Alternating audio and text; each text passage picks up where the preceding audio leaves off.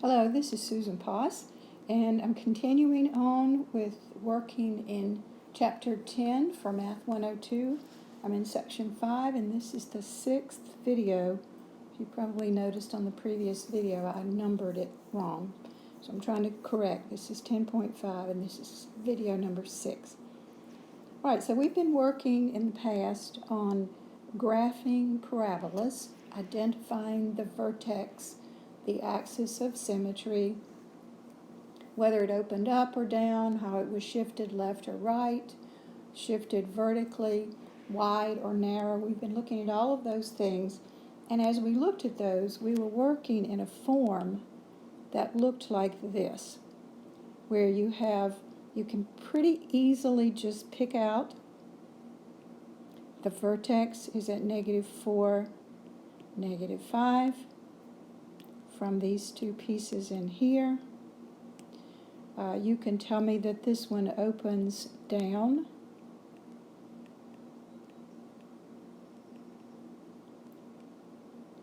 Because you see this negative multiplier out in front of the second degree parentheses. Oh, and also I didn't say, you know it's a parabola because you see this second degree in the format here. You can also tell me that this one is more narrow. More narrow,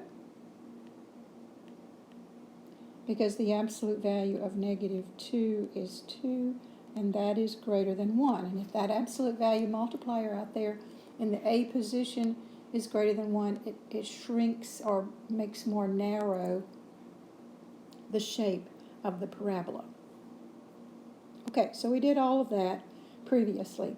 What do you do if instead of the function being written in that form where we can just pick up all that information pretty easily, what if it's written in standard form, as this one is in this next example? You see, you can't just simply look at that and tell me whether it's narrow or wide or where the vertex is. You can tell me which way it opens, because as you look at the second degree term, you see that that's a +1, so we do at least know that much. So there's another way for finding out some of this information, and it utilizes a formula. You can see the formula here.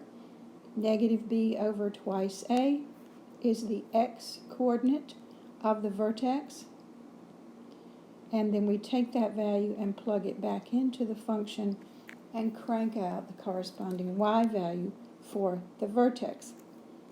So we're going to be running through several steps here to find the vertex, because as we work through this, the vertex is going to become very important, because it will be a maximum point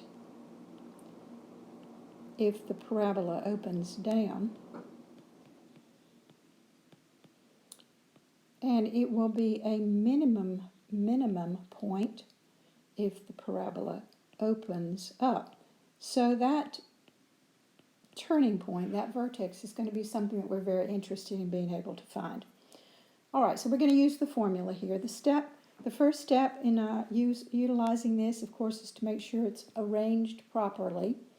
And the a value is the coordinate on the second degree term, and the b value is the coordinate on the first degree term, and of course the c value is the constant. Now it turns out in this particular formula we don't need the c value. So second step here is I'm going to use the formula. The x-coordinate has this formula. So I'm going to put -4 on the top and twice 1 on the bottom, which gives me 2. Now to find the y-coordinate, you take what you calculated for the x value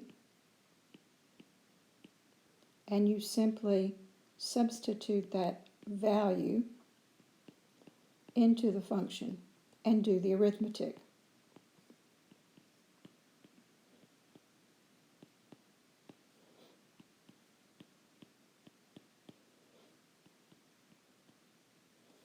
And, you have to look way back out here, but that is the corresponding y value.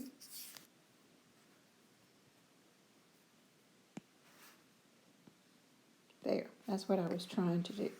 So we're going to put it all together and write it as a point.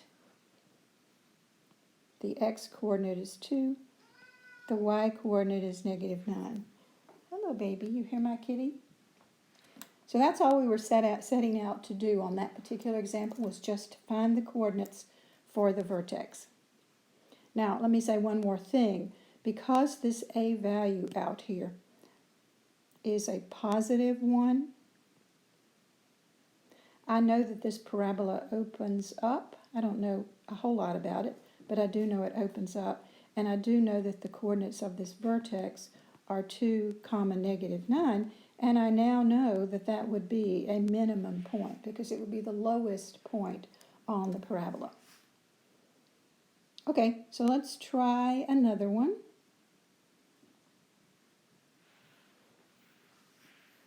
So we're looking for the vertex. Let's identify A. A is again 1.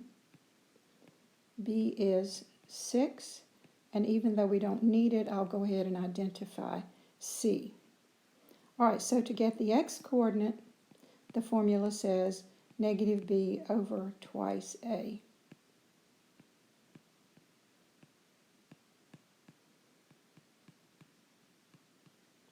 And that looks like that value is going to be -3.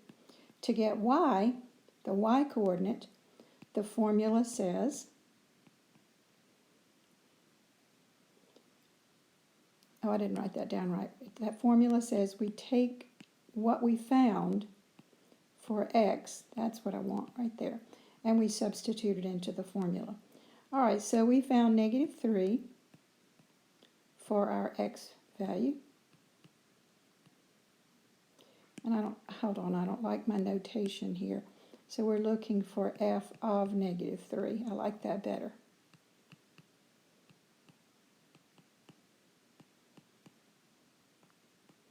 And now again, we just do the arithmetic, being careful about the order of operations.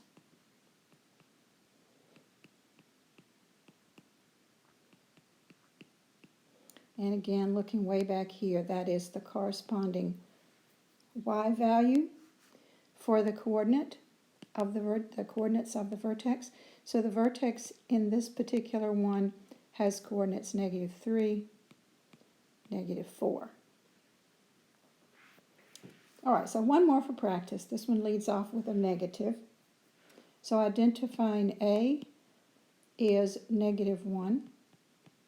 That tells me that this parabola is going to open down. B is -8, and again, even though we don't need it, C is +2. So to find the x-coordinate using the formula,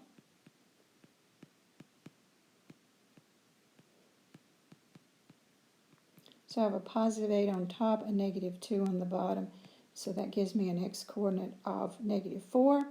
This time I'll try to be a little more careful with my notation.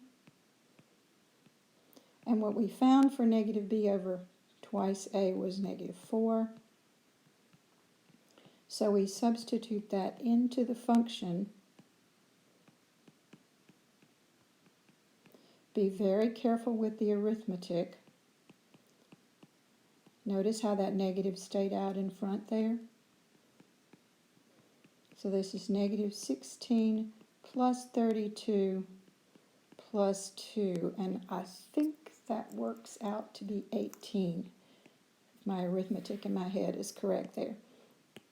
So the vertex has coordinates, x-coordinate is -4, y-coordinate is 18, and again, let me say, because this one opens down, I know it opens down because this -1, I can tell you right now that when I locate that vertex,